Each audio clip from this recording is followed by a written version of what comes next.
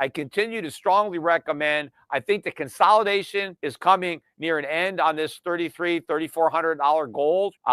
It's going to break out. I think we're headed towards 4,000, maybe by the end of the year. Silver, once it breaks through 40, it's been hanging out around 38, 37 and a half, 38 and a half. Once it got above 39, but once it clears out 40, it makes a beeline for $50. So you want to get your gold and silver. Veteran analyst Peter Schiff argues that the fundamentals are aligning: ballooning deficits, sticky inflation, and a Federal Reserve preparing to cut rates, not because it has won the battle, but because growth and job creation are weakening.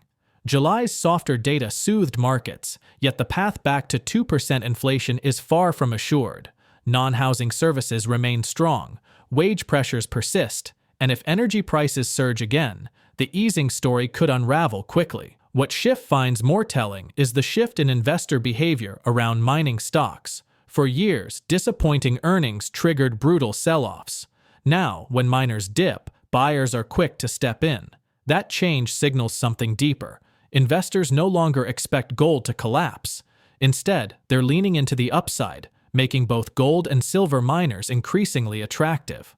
On the price front, gold steadied Monday as Treasury yields eased, while political headlines added another layer with President Trump meeting Ukraine's Volodymyr Zelensky and European leaders. Schiff views the current consolidation between $3,300 and $3,400 as a staging ground. A decisive breakout, he believes, could push gold toward $4,000 before year-end. Silver, trading in the $37 to $39 band, faces its inflection point. Clear the $40 mark, Schiff says, and momentum could drive it rapidly toward $50. For him, the key signal isn't just in the metals, but in the equities tethered to them. Mining stocks are now climbing even when gold drifts sideways or slips modestly.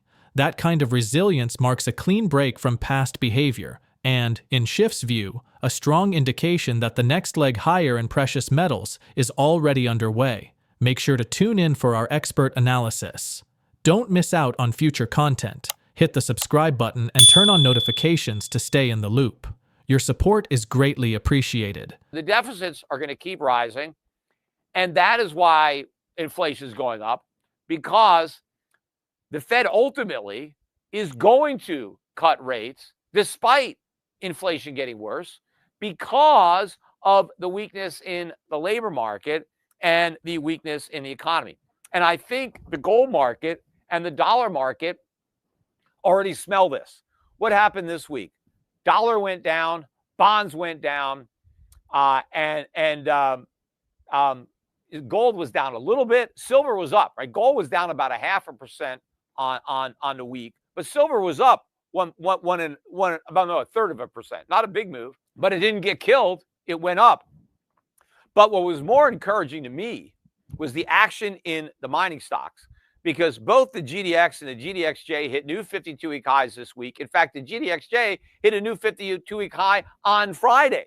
The GDX didn't do that, but the GDXJ now caught up. It was lagging, and now it's caught up. Both of those indexes are up 65% on the year, right?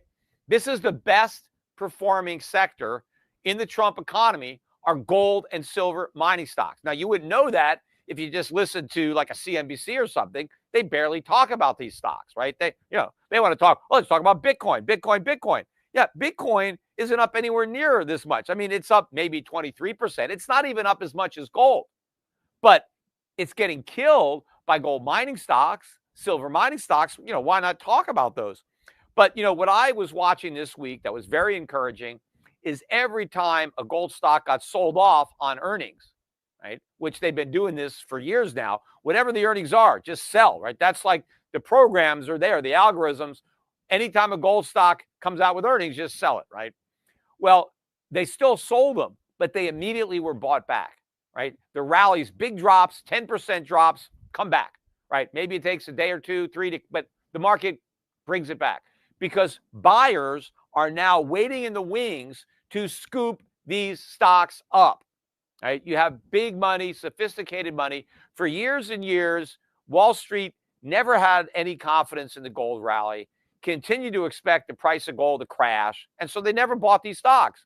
because gold stocks, when you're buying gold stocks, you are buying the future earnings stream of these gold mining companies.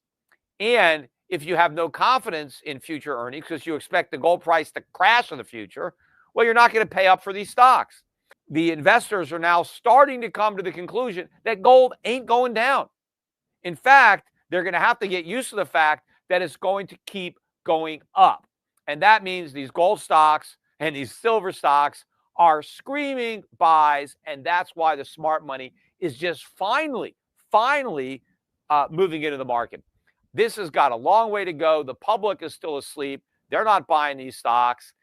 My clients are, obviously, but most of the clients don't get my advice. They don't watch my podcast. They don't have accounts with me. They don't own my funds, and they're not in on this. But I continue to strongly recommend. I think the consolidation is coming near an end on this $3,400 gold.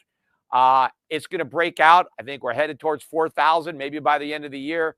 Silver, once it breaks through 40, it's been hanging out around 38, 37 and a half, 38 and a half. Once it got above 39, but once it clears out 40, it makes a beeline for $50. So you want to get your gold and silver. The reason that my fund is not over 70% is because we got a lot of the real small stocks in there that have weighed us down. But I think that weight is going to become the reason that I believe we're going to outperform significantly.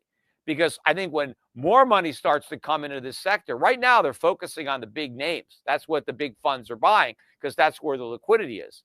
But at some point, these little ones are going to really start to move, especially when the big ones start buying them. I mean, that's what's going to happen because they've got so much cash now. They're making so much money. They need to expand their reserves. They need to get more gold.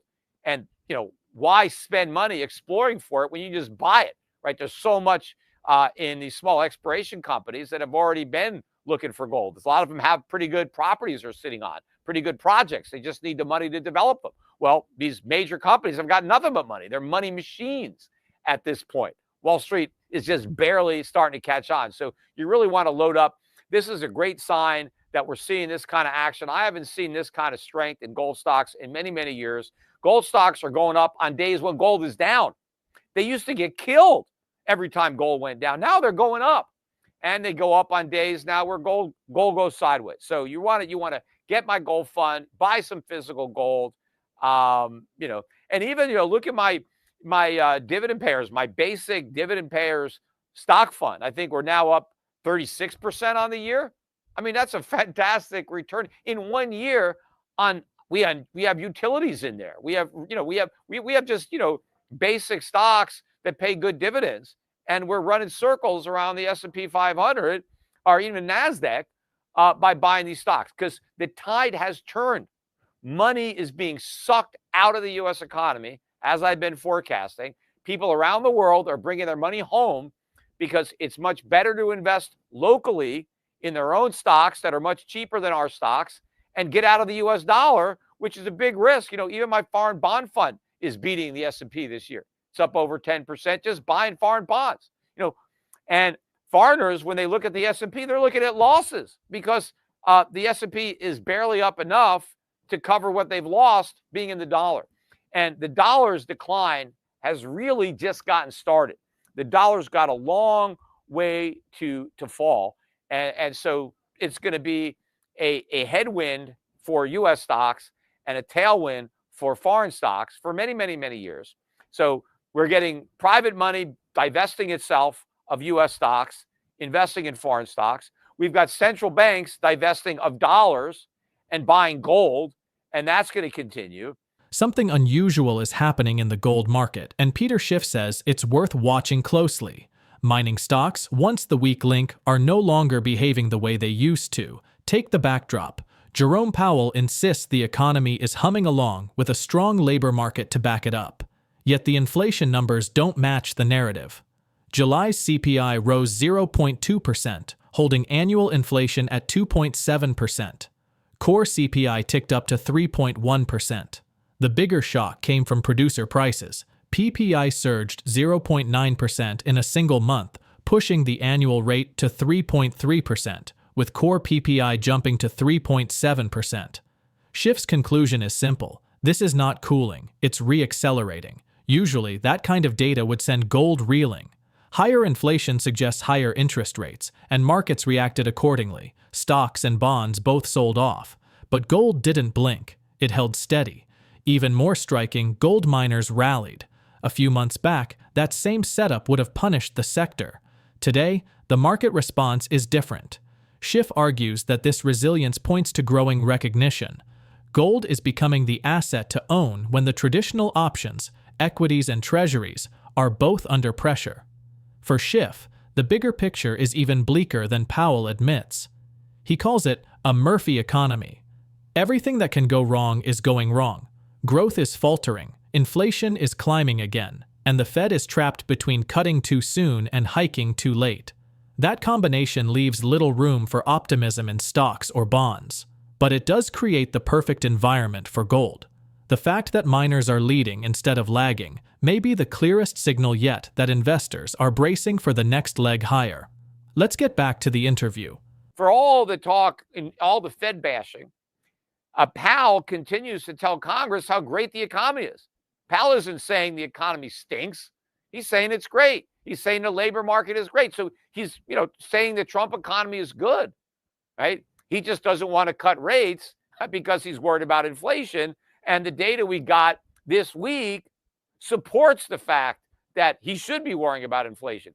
In fact, the data that we got this week proves what I've been saying, that the Fed should be hiking, that the conversation should not be about when is the Fed going to cut, but when is the Fed going to hike, because rates are too low. That's why the inflation fire is coming roaring back. Now, before we got the really bad news on producer prices, we got news that the markets actually celebrated on consumer prices. We got the July CPI that came out earlier in the week. And the reason people celebrated is that it wasn't worse than expected, right? That's how low the bar is on inflation. So the consensus was an increase of 0.2, and the increase was 0.2. So not worse than expected. And the year-over-year increase, which people were worried was going to go up to 2.8, held steady at 2.7. And so that was considered, hey, this is great news. The Fed can cut. Well, why? 2.7, that's 0.7 above 2. The target is 2, not 2.7. When inflation was 1.5 and 1.6, they had rates at 0. They were doing QE because we were so far below 2. Well, at 2.7, we're more above 2 now than we were below 2 then. And at that point, it was an emergency. We needed QE. We needed 0% rates. Oh, my God. We're 0.4 of a percentage point below our target. Well, we're 0.7 above it now. So why are they cutting? Why aren't they equally as vigilant? Oh, we better hike rates. Look, we're way above target, right? And look at the core. The core is even worse. The core rose 0.3, which was expected, but that was worse than the prior month, which was 0.2. So the core is going in the wrong direction, and the year-over-year core, which was expected to come in at 3%, came in at 3.1, which was hotter than the 2.9 from the prior month. So supposedly core CPI is even more important than headline, right? The Fed wants core CPI to be 2%. Well, now it's got a 3 handle on it. What does that mean? The Fed is too easy, right? But somehow the markets looked at this, and because it wasn't even worse, they concluded, aha, this proves that there's no inflation. This proves that the tariffs aren't, being passed on to consumers. So the Fed is all wrong. Powell's a complete idiot and a moron. He should be cutting rates, right? That was the conclusion. So the market celebrated, on that one. But the rug got pulled out from under that celebration when we got the PPI numbers, which were a shocker. They were even worse than what I was expecting.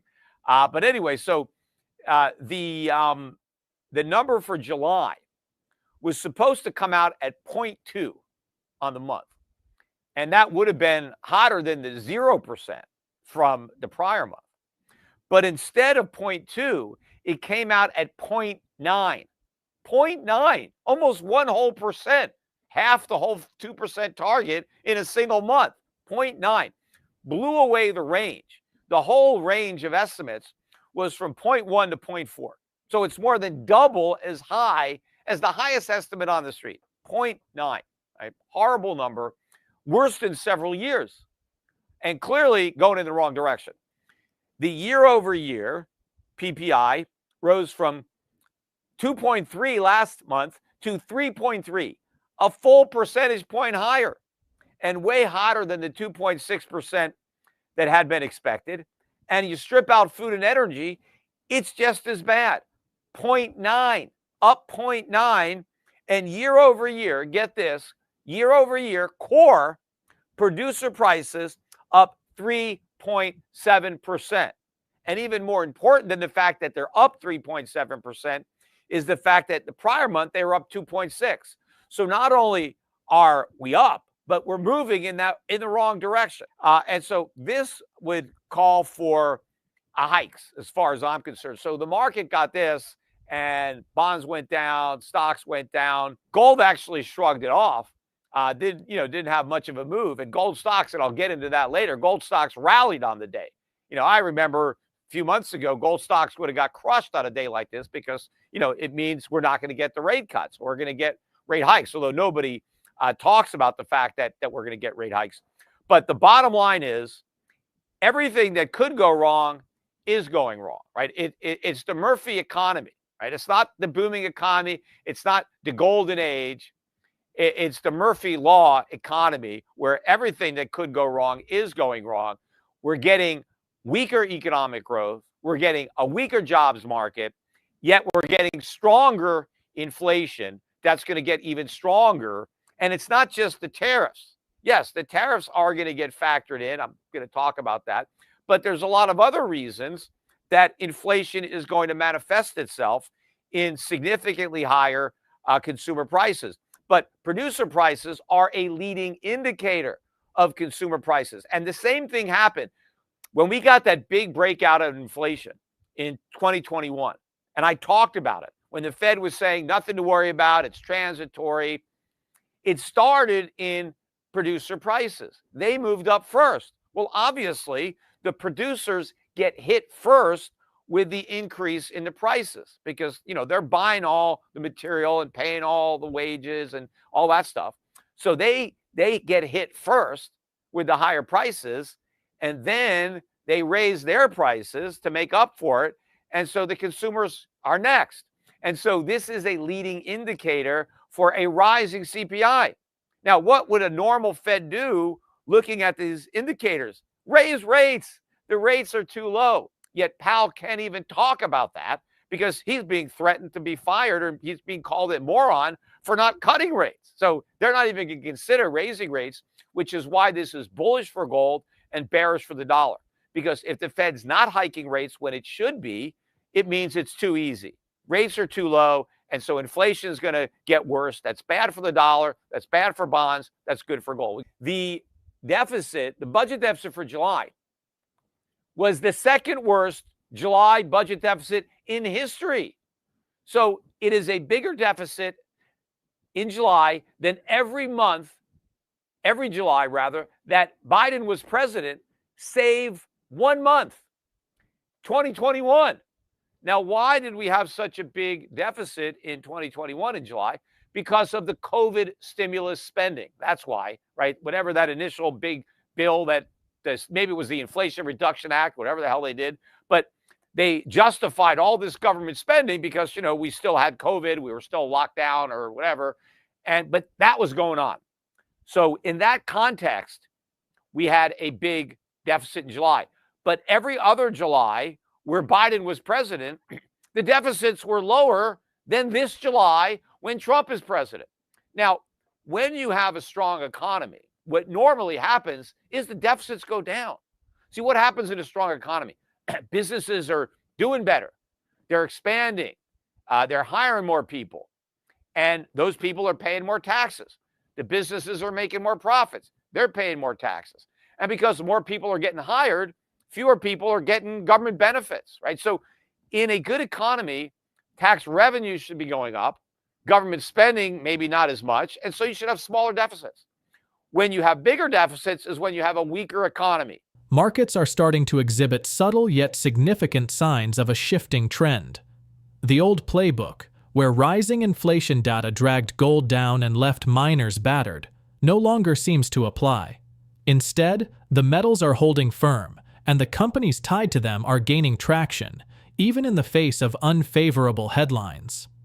With economic growth softening, price pressures proving stubborn, and policymakers constrained, the role of gold is evolving from hedge to centerpiece. If this resilience holds, the next big move in metals could come faster and more forcefully than many anticipate.